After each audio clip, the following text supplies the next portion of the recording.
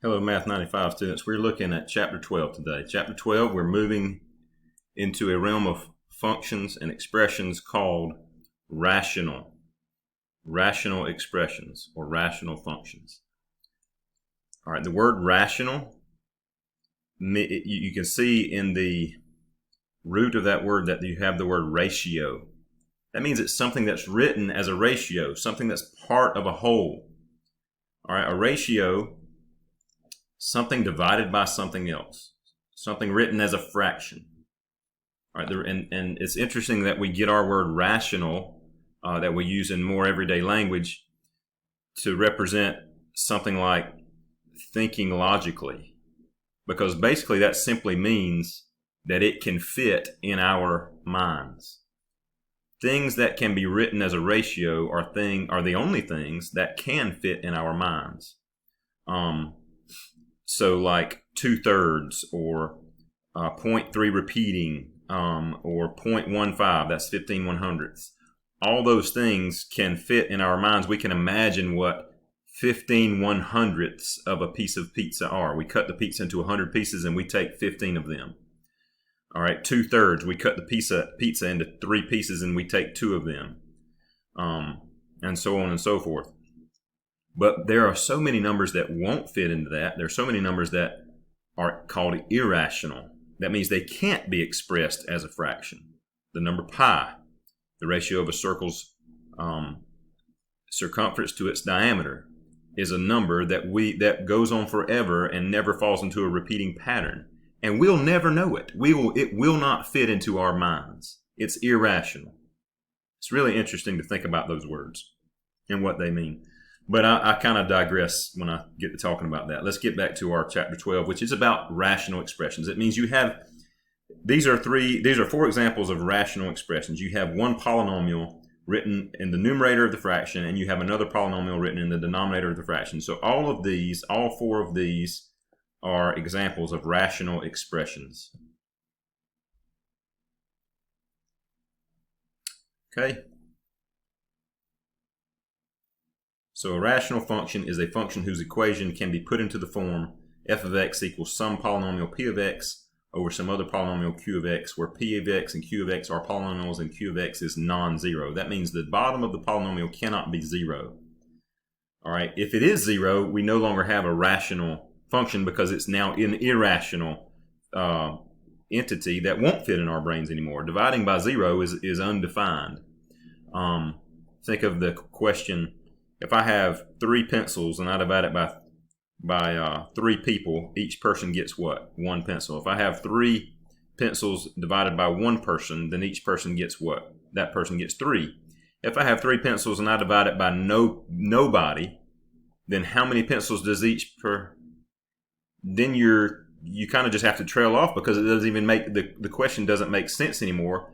How many pencils does each person get? Well, there's nobody there to even answer the question about. So it's kind of an absurd question at that point. So you can't divide by 0 means you can't have 0 on the bottom of the fraction. That's why it says that right there. All right, example 1. Evaluate this function at the indicated value. So we have this rational function f of x equals x minus 5 over x squared minus 4, and it just says to evaluate it. Evaluate f of 6 simply means to plug 6 in for x. So on top, you can see it right here, I have 6 minus 5, and on bottom I have 6 squared minus 4. 6 minus 5 is 1, 6 squared, that's 36, minus 4, that's 32, so 1 over 32 is the answer. Do the same thing for f of negative 3. You plug negative 3 in for the x's in this function. You get negative 3 minus 5 on top, that's negative 8. You have negative 3 squared minus 4, so negative 3 squared is positive 9, and 9 minus 4 is 5 on the bottom. So the function evaluated at negative 3, the result is negative 8/5. Okay, now we're talking about finding the domain of a function.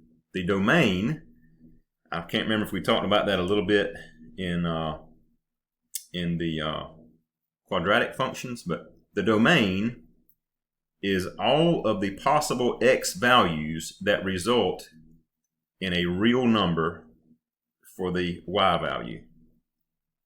So it can't, in other words, it can't result in an imaginary number, or it can't result in an undefined number. So the question is, what could you plug in for x here that would actually result in something strange happening with the number? And remember what we've already said. We've already said that you can't get what on the bottom? You can't get 0 on the bottom. So what we do is we take that bottom part and we say x minus 3 cannot equal 0. So then you just get x by itself by what? Adding 3 to both sides. So x cannot equal 3. So our domain then is anything but 3. Our domain means that x can be any number whatsoever on the real number line, except this one single number, which is 3. So it can be negative 16, it can be positive 1,000,000, it can be 0, it can be 2.9995, it can be 3.00017, but it can't be 3. Okay, what about this one? How do we find the domain here? The top does not matter at all. Don't even worry about the top when you find the domain. Just take the bottom, x squared minus 4, and say it can't equal 0, and then solve it. Solve it for x. I add 4 to both sides. I say x squared now cannot equal 4. Then I get x by itself by getting rid of this squared exponent by taking the square root of both sides. That gets rid of that squared exponent. So x can't equal what? Don't forget, when you take the square root of both sides, you have to put what in front of the answer. Put plus or minus. So it can't equal plus or minus 2. My domain means that x can be anything except positive or negative 2. So if I plug 2 in here, 2 squared minus 4 gives me 0. Or if I plug negative 2 in here, negative 2 squared minus 4 also gives me 0. So that's why 2 and negative 2 are excluded from the domain of that problem.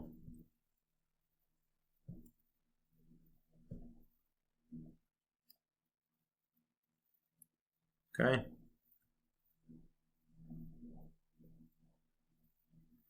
Moving on. All right, what about finding the domain of these? Can you find the domain of that? We just, again, set the bottom equal to or not equal to 0. So I say x squared plus 5x plus 2 cannot equal 0. And you solve it using the techniques you've learned in the past. I would solve this by factoring if possible. I'm trying to determine by factoring, is there anything that can multiply to get 2 and add to get 5? And there is not. So actually factoring will not work in this case. So how do you solve this then? You have to use the what? If factoring doesn't work, I would use the quadratic formula. Do you remember the quadratic formula? Negative b, plus or minus square root, b squared minus 4ac over 2a over 2a. All right, so there's my quadratic formula. Now let me plug those numbers in.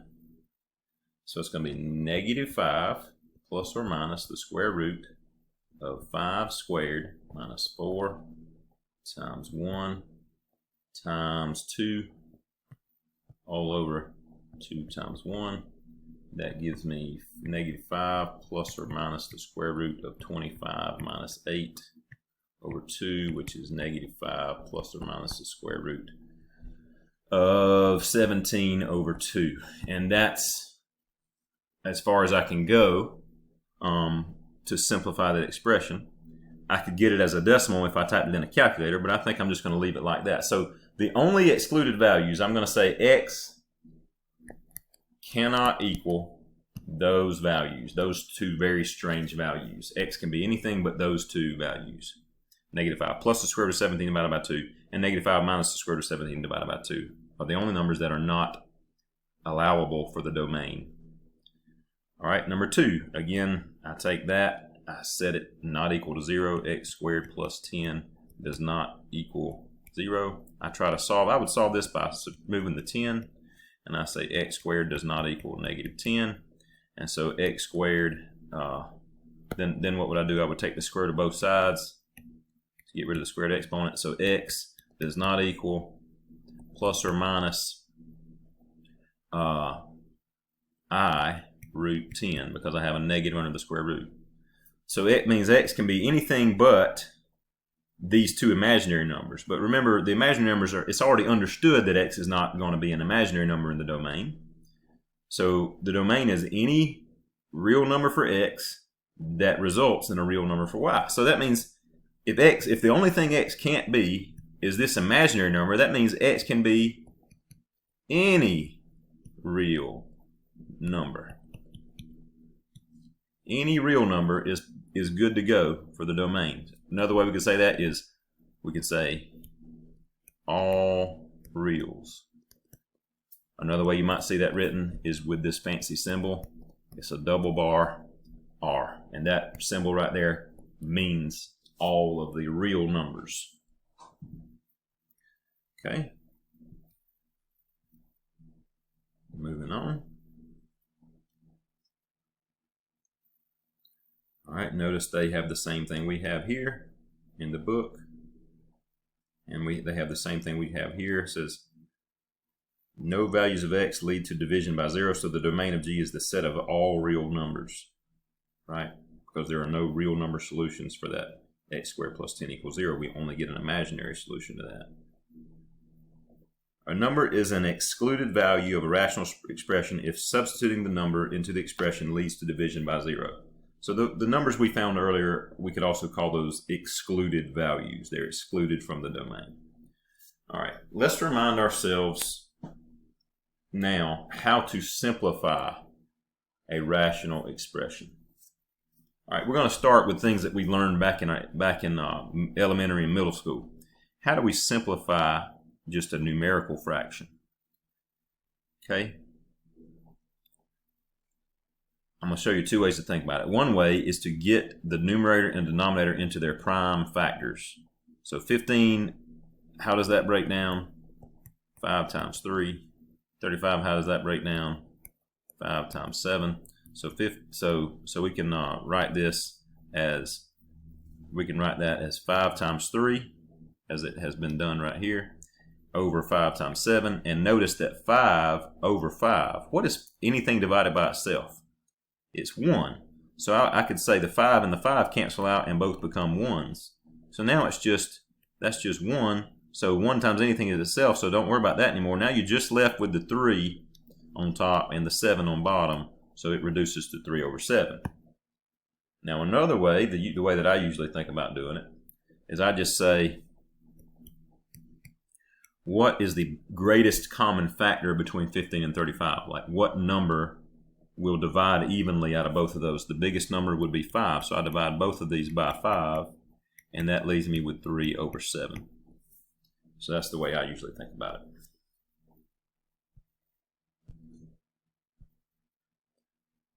All right.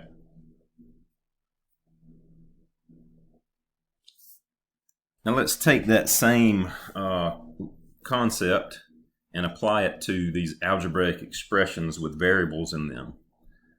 What I would do with this number 1 is I would look at the numbers 20 over 12, and I would do the same thing I said before. What is the biggest number that will evenly divide out of both a 20 and a 12? The biggest number there would be a 4. I divide the 20 and the 12 both by 4.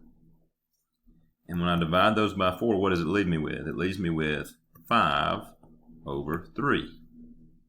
What about the variables, the x squared and the x to the 4th? Okay, here's what I would say to do to that. When you divide, when you multiply variables, you add their exponents. So when you divide variables, what do you think you should do? Subtract their exponents. So if I take the x squared and the x to the 4th, if one's on top and one's on bottom, I simply subtract their exponents. So 4 minus 2 is 2. So the result of x squared and x to the 4th being divided is x squared. Now where does it go? Does it go on top or does it go on bottom? That depends. It depends on where the bigger exponent was. The bigger exponent absorbs the smaller exponent. So my result, since the bigger exponent is on bottom, I'm going to put my x squared on the bottom. So 4 minus 2 is 2. That means I'm going to get an x to the 2nd power, and I'm going to put it on the bottom because the bigger exponent was on the bottom.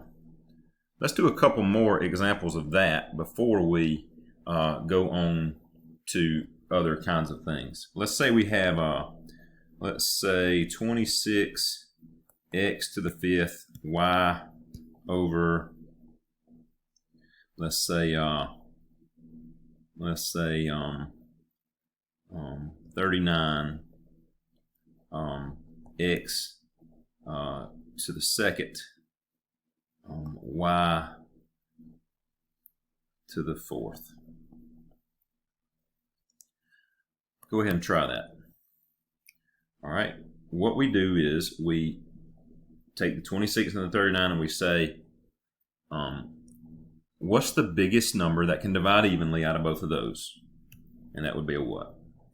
A 13. I'm going to divide both of these numbers by 13. And what does that give me? 26 divided by 13 is 2. 39 divided by 13 is 3. Okay, now do your x's. X to the 5th over x to the 2nd.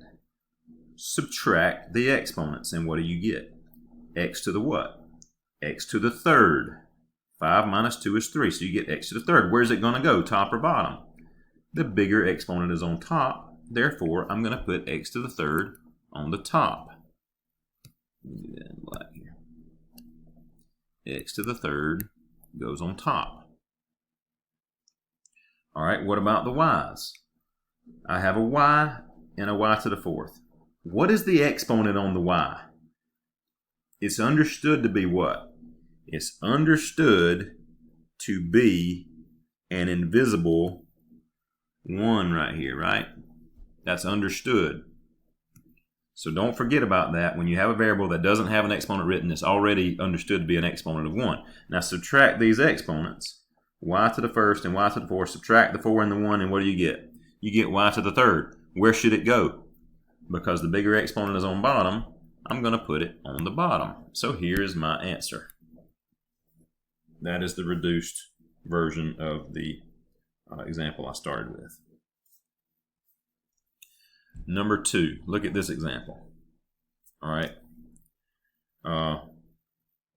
Let me give you a big time instruction right here.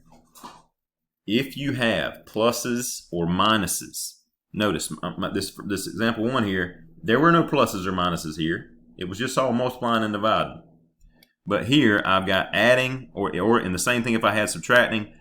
Division is not the inverse operation of addition or subtraction. It is the inverse operation of multiplication. That's why this 20x squared and 12x to the 4th could all go ahead and divide and reduce, because the multiplication on top and bottom, division, is the inverse of that. But when I have addition, I can't just divide. Like I can't just say, okay, that 5 and that 5 can cross out. Why not? Because they're added with other things. And division can't deal with adding or subtracting because it's not the inverse of that. All that is to get to this piece of instruction to you. If you see pluses or minuses involved in these expressions, factor everything first. Factor the top and factor the bottom. Okay? If you see, once again, when pluses or minuses are involved in these expressions, you must factor first. Factor the top and factor the bottom. Let's factor this thing. How can we factor the top expression? 5t plus 15. Factor out a GCF. Always look for a GCF first, and I do have a GCF. What is the GCF of that top expression? It is 5.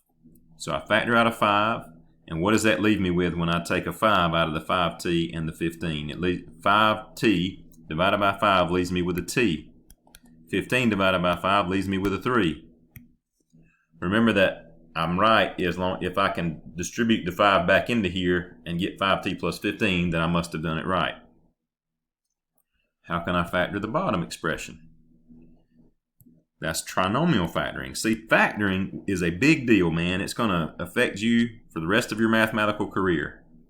So I hope you learned factoring well back when we learned it. How do we factor t squared plus 5t plus 6? We put a t and a t because those two things have to multiply to get the first term. Now the last two numbers have to multiply to get the 6 and add to get the 5. What two numbers can multiply to get 6 and add to get 5? 2 and 3. Now that has done us a lot of good in simplifying this expression. Why? Because now this t plus 3 on top and this t plus 3 on the bottom can cancel, because the t plus 3 is multiplied with the 5 and the t plus 3 here is multiplied with the t plus 2. Therefore, we can cancel them out with division. Division can cancel out multiplication because it is the inverse of multiplication. That's why factoring allows us to do this. So the t plus 3's cancel each other out because something over itself gives us 1. So what does that leave us with? It simply leaves us with 5 on top over t plus 2 on the bottom. That's it. That's my answer. Okay. All right, go ahead and try this example 5. What it says, simplify the right hand side of this. So we're just simplifying this rational expression just like we did the first one. Remember what I told you. If there are pluses and minuses involved, you must do what? You must factor first. So on the top, I would factor out a GCF. If you can take out a GCF, you should. So I'm going to factor out a what on top? A 2. And it leaves me with x squared minus 3x minus 10. And on the bottom, what GCF can I factor out? I can also factor out a 2 on the bottom, and it leaves me with what? X squared minus 25. I'm not done factoring, because why? Because this and this will both factor some more. All right, the x squared minus 3x minus 10. The 2 is going to come along for the ride. X and x. What multiplies to get negative 10 and adds to get negative 3? A negative 5 and a positive 2. That multiplies to get negative 10 and adds to get negative 3. The 2 on the bottom also comes along for the ride. How does x squared minus 25 factor? It's a difference of squares. X plus 5 and x minus 5. Now you can cancel out a few things. The 2's can cancel. So these 2's can cancel. What else do you think can cancel? The x minus 5 can cancel. They have to have the same everything, the x and the minus 5. They can't cancel with a plus 5. So those two things can cancel. So now I'm ready to write my final answer. My final answer is just x plus 2 over x plus 5. Okay. And I believe that should be good enough to help you out on your 12.1 assignment. Good luck on that. I'll see you again in 12.2.